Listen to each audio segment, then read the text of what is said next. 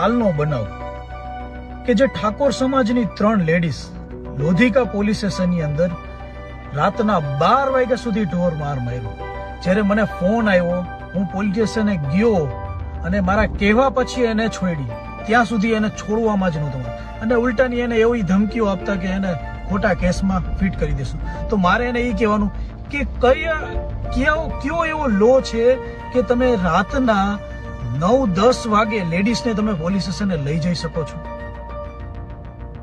રાત્રે 9 વાગે ત્યાં પોલીસ સ્ટેશને લઈ ગયા અને આ બનાવ કે ભાઈ અહીંયા લેડીઝને મારતા હતા, તો એક અન્ય વ્યક્તિ કે જે આ બનાવને લઈને એને વિડીયો શૂટિંગ કરી રહેલો હતો, તો અહીંયાથી પણ અંદરથી પણ પોલીસ વાળા આવ્યા અને એ વ્યક્તિને અહીંયાથી ઝાપાઝપી કરી, એનો ફોન ઝટી લીધો અને એ ફોન ઝટી અને એ બિચારો અહીંયાથી ભાગી ગયો. આજ હજુ એ ફરાર છે. એને પણ ખોટી રીતે કેસમાં ફિટ કરવાની વાતો ચાલે છે.